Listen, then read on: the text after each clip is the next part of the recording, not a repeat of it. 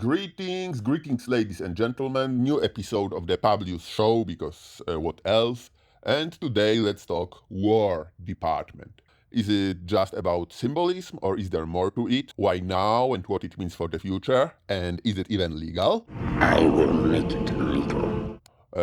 What's more interesting than the name of the department is, of course, all that surrounds the name, more interesting than the name itself. But before we go deeper into the topic, first things first, you need to subscribe to this channel and like this video right now.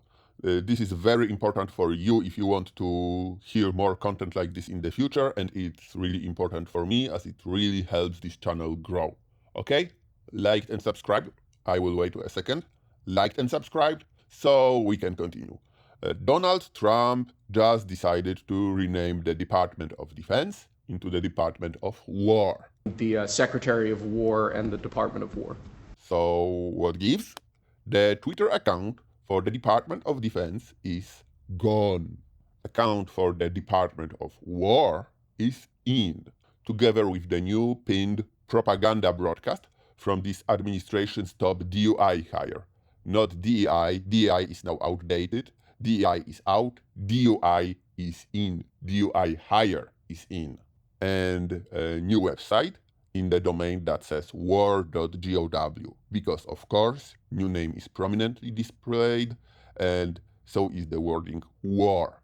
They are in business of war now. War is their business. The department gained its current name, as a brief recap, the DoD, as a consequence of National Security Amendment of 1949. This is important because the Act of Congress designated its name and formed the current organization.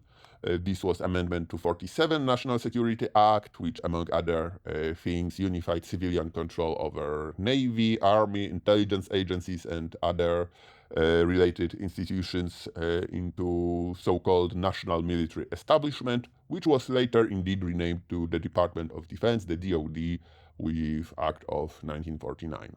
So maybe it's Department of Bullshit right now, given that only the Congress can actually rename it, and he instead issued an executive order renaming it. Renaming in double quotation mark. Or maybe because whole nation went woke, if we are to believe our criminal-in-chief. About this Department of War. So we won the First World War, we won the Second World War, we won everything before that and in between, and then we decided to go woke and we changed the name to Department of Defense. And even the text of executive order acknowledges it, that it does not, in fact, change the name of DoD to DOW or create DOW, but rather simply authorizes DoD to use secondary titles. Item A. The Secretary of Defense is authorized to use an additional secondary title, the Secretary of War, and may be recognized by that title in official correspondence, public communication, ceremonial context, and non-statutory documents within executive branch. The Department of Defense and the Office of Secretary of Defense may be referred to as Department of War and Office of Secretary of War, and so on and so forth, blah, blah, blah, blah, blah, blah, blah, blah, blah, blah, blah, blah. Of course, they didn't just use secondary name here, but they replaced primary with secondary and pretend that the secondary name is the primary name all the way. And so on and so forth. This kinda reminds me of DOGE, the Department of Government Efficiency, which was never formed as a legitimate department and instead operated as a temporary renaming of some IT agency within Office of President.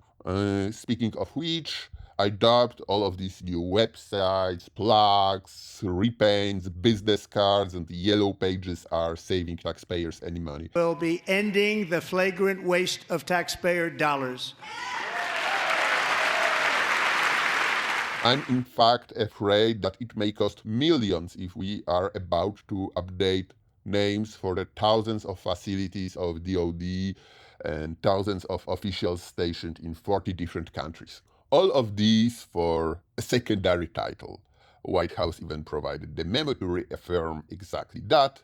The order authorizes Secretary of Defense and the Department of Defense and subordinate officials to use secondary titles such as blah blah blah blah blah blah blah blah blah blah blah blah. Furthermore, they also state that the order instructs Secretary of War to recommend action to include legislative and executive actions required to permanently rename U.S. Department of Defense into the Department of War. Or, in other words, to pass a legitimate bill, which is a tough ask from a Republican president to a Republican Congress.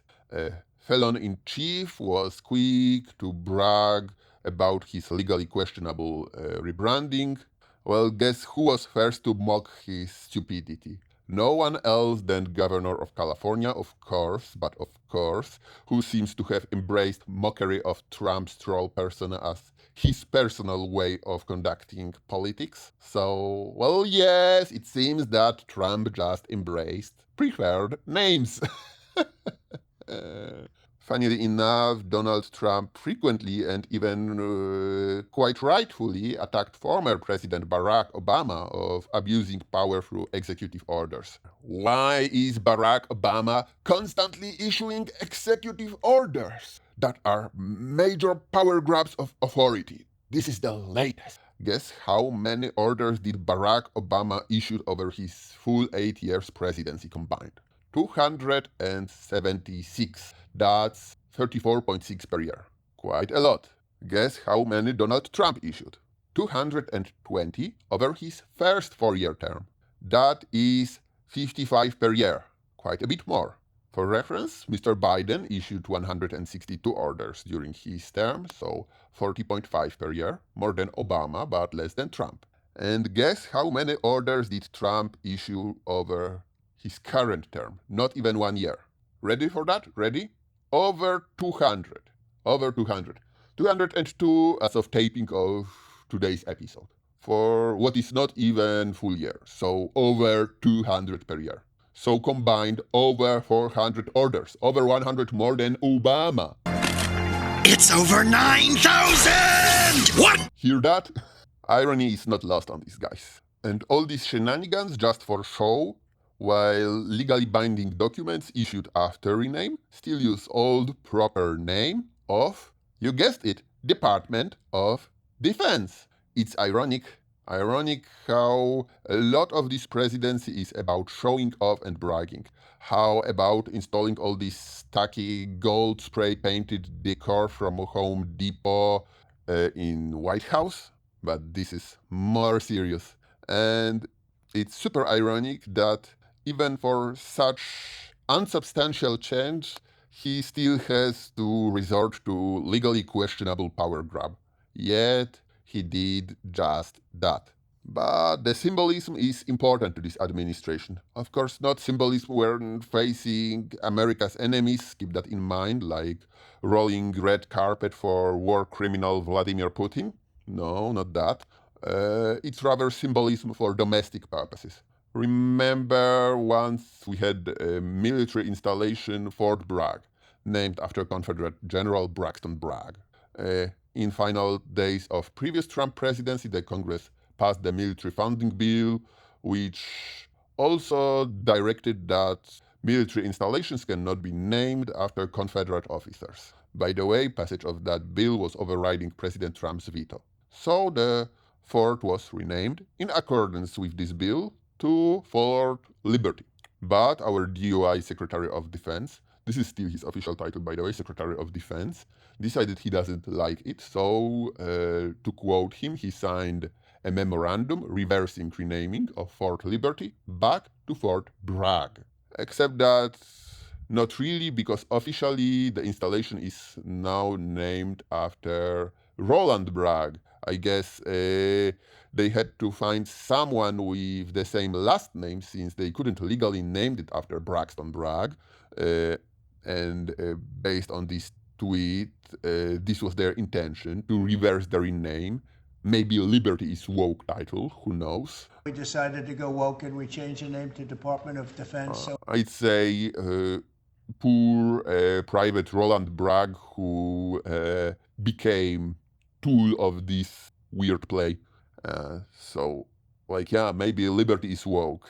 So what is unwoke? Confederacy? Slavery? Well, that peculiar institution so dear to hearts of so many conservatives? That may be not that unlikely given that they even want to reinstall portrait of another Confederate general, Robert Lee, and guess where? West Point. Yes, Robert Lee in West Point. What now? Funnily enough, not so long ago he promised his voters to end all the wars, and now he creates, or rather pretends to have created, the Department of War. I will end every single international crisis that the current administration has created, including the horrible war with Russia and Ukraine, which would have never happened if I was president, and the war caused by the attack on Israel, which would have never happened if I was president. And in his White House memo insists that it's also symbolism of readiness to wage more wars. Maybe he just gave up hopes of scoring Nobel Peace Prize, which he always wanted. I guess he envied Obama for earning one. Or maybe even its willingness to commit more war crimes, up to and including attacking foreign civilian vessels on international waters. I guess this would be quite on brand given how keen he is to host international war criminals with arrest warrants under International Criminal Court. Already 2 such international war criminals were hosted in our country under his presidency. Maybe this is the reason why he decided to sanction ICC. Or maybe it is just about willingness to wage war on American people. Military deployments in Los Angeles and DC and threats of similar deployments in other cities signal readiness to go this way.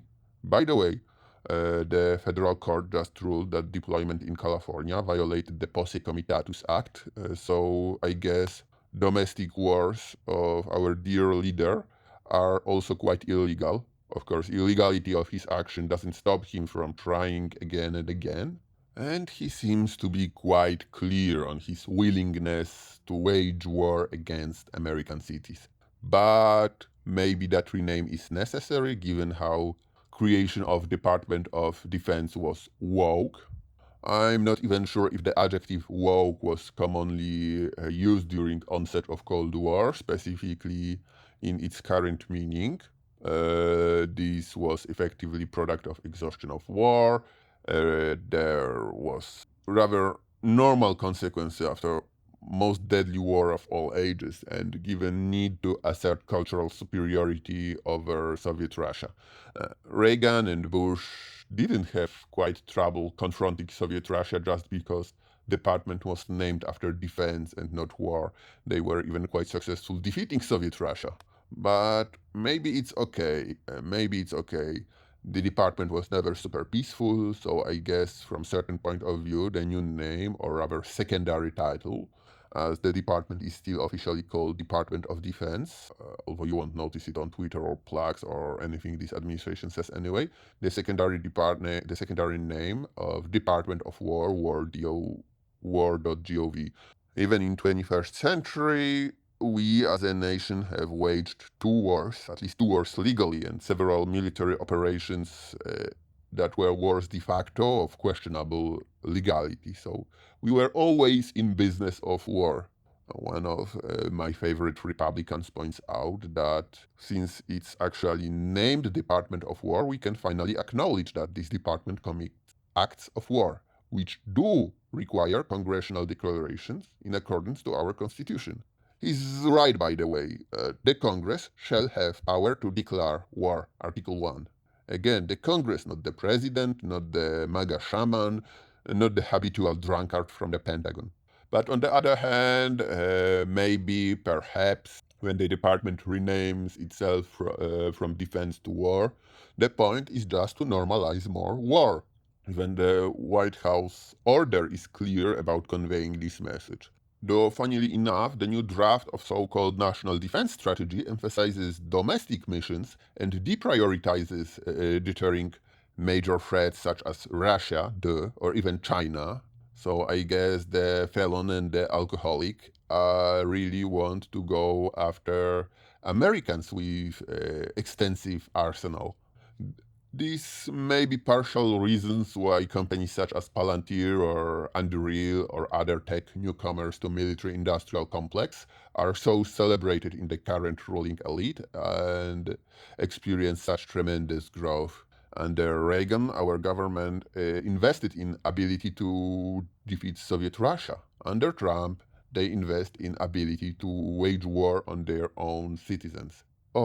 The executive order makes it super clear to us. The name Department of War, more than current Department of Defense, ensures peace through strength, as it demonstrates our ability and willingness to fight and win wars on behalf of our nation at the moment's notice, and not just to defend. This name sharpens the department focus on our national interest and our adversary focus on our willingness and availability to wage war to secure what is ours. What I didn't initially realize is that it's not just defending from foreign nations building formidable militaries, but rather striking enemies, and that criminal gang commonly known as MAGA sees residents of great American cities as adversaries on whom they want to wage war. Yes, indeed, when the government department renames itself for war, expect more war. Criminal in chief, I guess, fully abandoned hope for Nobel Peace Prize. What next? North Korea-style military parade? We already have North Korea-style portraits of our dear leader on every corner of our nation's capital, so who knows? Anyway, this is the end of today's episode. I'm already working on the next one. Remember to recommend the channel to your friends, remember to subscribe, and our growth is already wonderful, like 14 listeners. I'm so proud of you and so happy for you. See you soon!